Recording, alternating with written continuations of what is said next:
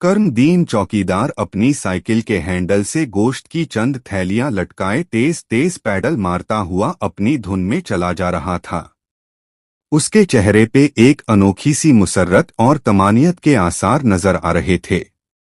एक इंतहाई गरीब से मोहल्ले में पहुंचकर उसने एक घर के सामने साइकिल रोकी और घर का दरवाजा खटखटाया। कुछ देर बाद अंदर से एक नस्वानी आवाज आई कि जी कौन? बाजी मैं हूं कर्मदीन चौकीदार। उसके बुलंद आवाज से जवाब देते ही दरवाजा खुला और दुपट्टे के पल्लू से चेहरा ढांपे एक औरत नजर आई। कर्मदीन ने निगाहें झुकाते हुए इस खातून को बड़े एहतराम से सलाम किया, हाल अहवाल पूछा, ईद की मुबारकबाद दी और गोश्त की एक थैली उसकी तरफ बढ़ाते हुए कहा कि ले बाजी, ये आपका हिस्सा है। इस औरत ने थैली लेते हुए कर्मदीन को मुखातिब करते हुए कहा कि कर्मदीन, मैं तेरा शुक्रिया अदा नहीं कर सकती, बस अल्लाह के सामने अपने बच्चियों की यतीमी पेश करके तेरे लिए हमेशा खैर मांगती रहती हूँ। ये सुनकर कर्मदीन की आंखें भी डबडबा गईं। उसने जल्दी से चेहरा दूसरी तरफ करते हुए कहा कि देख बहन, तुझे कितनी बार कहा है कि ऐसी बातें न किया कर, मुझे अच्छा नहीं लगता। तू मेरी बहनों की तरह है और तेरी बेटियां मुझे अपनी बेटियों की तरह ही अजीज हैं। अच्छा, मैं अब चलता हूँ, मुझे और घरों में भी इनका हिस्सा पहुंचाना है। ये कहकर वो उस खातून का जवाब सुने बगैर साइकिल पे बैठा और जल्दी से आगे बढ़ गया। ये हाकिम अली माली का घर था और ये खातून हाकिम अली की बीवी थी। कर्मदीन चौकीदार और हाकिम अली माली एक बहुत बड़े सेठ के बंगले पे काम करते थे। दोनों में अगरचे कुछ खास ताल्लुक नहीं था, बस अच्छी सलाम दुआ थी और रोज आते जाते एक दूसरे का हाले अहवाल पूछ लेते थे। दोनों में गरीबी के अलावा एक बात ये भी मुश्तरक थी कि दोनों की चार चार बेटियां ही थीं, बेटा कोई नहीं था। एक दिन ऐसा हुआ कि हाकिम अली काम पे न आया। यूं तो वो पहले भी कई बार छुट्टी कर लिया करता था, मगर आज शायद सेठ साहब के कुछ मेहमान आने थे, इसलिए उन्होंने कर्मदीन को उसका पता करने के लिए उसके घर भेज दिया। कर्मदीन वहां पहुंचा तो देखा कि उसके घर तो गोया क़यामते सुगरा बरपा थी। हाकिम अली की बीवी और बेटियां ढाड़े मार मार के रो रही थीं। हाकिम अली रात सोया तो सुबह उठा ही नहीं। वो अपनी बीवी और बेटियों को इस दुनिया के रहमो कर्म पे छोड़कर हमेशा के लिए सो चुका था। कर्मदीन बेचारा खुद भी बहुत गरीब आदमी था और बाल बच्चेदार भी, मगर उस दिन से हर छोटी बड़ी ईद पे जितना हो सकता था उनके लिए कोई न कोई चीज और गोश्त पहुंचा दिया करता था। कर्मदीन जब पहली बार उनके यहाँ गोश्त लेकर आया तो हाकिम अली की बीवी ने रोते हुए कहा कि कर्मदीन, अल्लाह तेरा भला करे, आज मेरे बच्चे 1.5-2 साल बाद पहली बार गोश्त खाएंगे। बस ये जुमला सुनना था कि उसके दिल पे खंजर से चल के रह गए। बस वो दिन था और आज का दिन कि वो उनके साथ साथ ऐसे 4-5 और घरों की भी वक्तन फवक्तन मदद करता रहता था।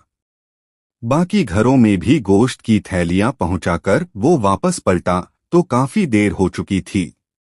उसने साइकिल मोड़ी और अपने घर की राह पकड़ ली।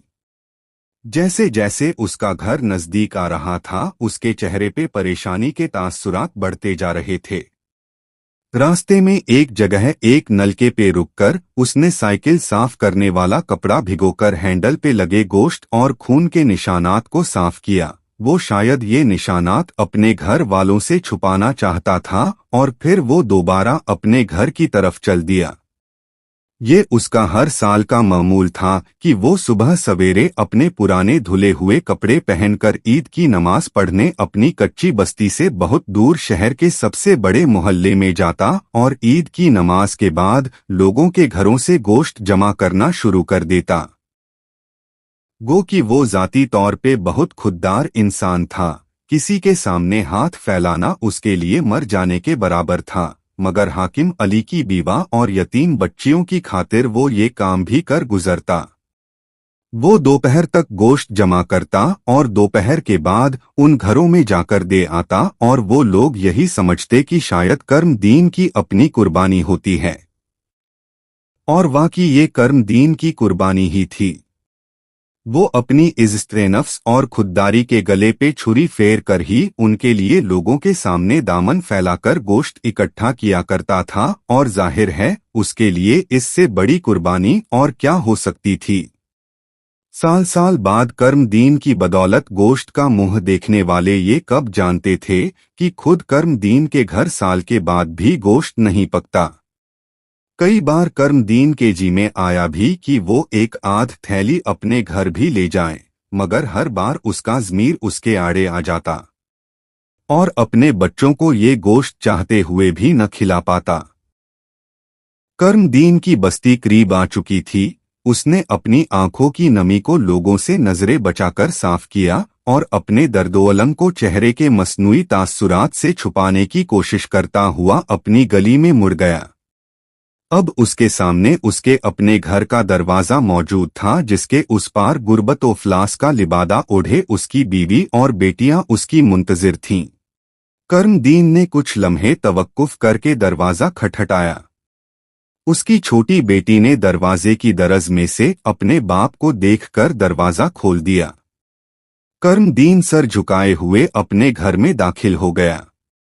उसने उसी तरह ऊंची आवाज में सबको सलाम करके सर उठाया तो देख के हैरान रह गया कि उसके सहन के बीचों बीच खाने पकाने के सामान का ढेर लगा हुआ है और साथ ही एक थैले में अच्छा खासा गोश्त भी पड़ा हुआ है।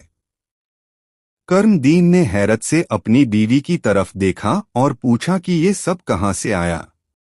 उसकी बीवी बोली कि एक बहुत बड़ी गाड़ी में कोई बड़ा आदमी आया था। वो कह रहा था कि वो आपको जानता है और साथ में एक चिट्ठी भी देकर गया है। मैंने सामान तो उसके इसरार पे रख लिया, मगर अब आपके इंतजार में ही थी, और साथ ही एक लिफाफा कर्मदीन की तरफ बढ़ा दिया। कर्मदीन ने जल्दी से लिफाफा खोला और उसमें मौजूद चिट्ठी पढ़ने लग गया।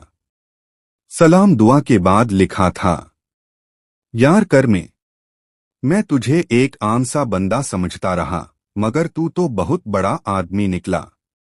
इतना बड़ा कि तेरे सामने मुझे अपना आप बहुत छोटा महसूस होने लगा है। मुझे तेरे बारे में कुछ बातें कहीं से पता चली थीं।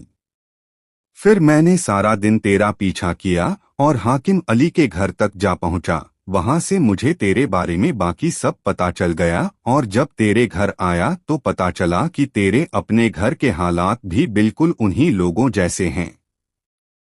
कर्मे, ये कुछ चीजें ईद का तोहफा समझकर कबूल कर ले। तुझे अल्लाह का वास्ता इनकार न करना। आज से तेरा और बाकी 5 घरों का सारा खर्चा मेरे जिम्मे हुआ। बाकी बातें शाम को बंगले पे करते हैं, और हाँ, आज ड्यूटी पे जरा जल्दी आ जाना। मंजा ब तेरा सेठ।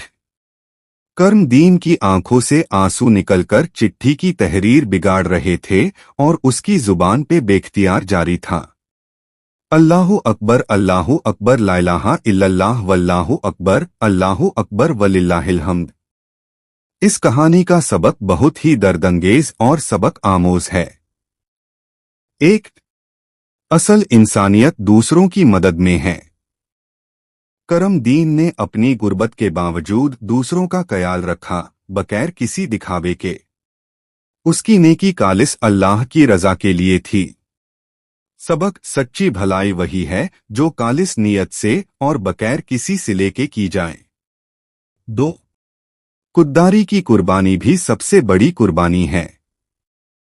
करमदीन ने अपनी इज्जत-ए-नफ्स को कुर्बान किया, सिर्फ इसलिए कि यतीम बच्चियों के चूल्हे जल सकें। सबक, दूसरों की मदद के लिए अगर अपनी अना को कुर्बान करना पड़े तो ये इंसानियत की मिराज है। 3, अल्लाह सब कुछ देख रहा होता है। करमदीन जो भी करता रहा, अल्लाह ताला उसे देख रहा था, और उसी अल्लाह ने किसी के दिल में उसके लिए मोहब्बत डाल दी। सबक, अगर आप इखलास से किसी के लिए कुछ करते हैं तो अल्लाह ताला जरूर आपको उसका बेहतरीन बदला देता है। 4. यतीमों और बीवाओं की खिदमत अल्लाह के करीब ले जाती है। करमदीन ने उनका ख्याल रखा जिनका दुनिया में कोई सहारा नहीं था, और अल्लाह ने उसके लिए आसानियां पैदा कर दी। सबक: जो अल्लाह के बंदों का सहारा बनता है, अल्लाह उसका सहारा बन जाता है। 5. एक नेकी कई दिलों को बदल सकती है। करमदीन की खामोश नेकी ने सेठ जैसे इंसान के दिल को बदल कर रख दिया, जिसने न सिर्फ उसकी बल्कि दीगर घरों की कफालत का वादा कर लिया। सबक: एक सादा अमले खैर कई जिंदगियां संवार सकता है। खुलासा: असल कुर्बानी जानवर काटने में नहीं, बल्कि अपनी अना, ख्वाहिशात और खुददारी को किसी की मदद के लिए कुर्बान करने में है। Thanks for watching. For more interesting and new videos, subscribe to my YouTube channel and don't forget to press the bell icon.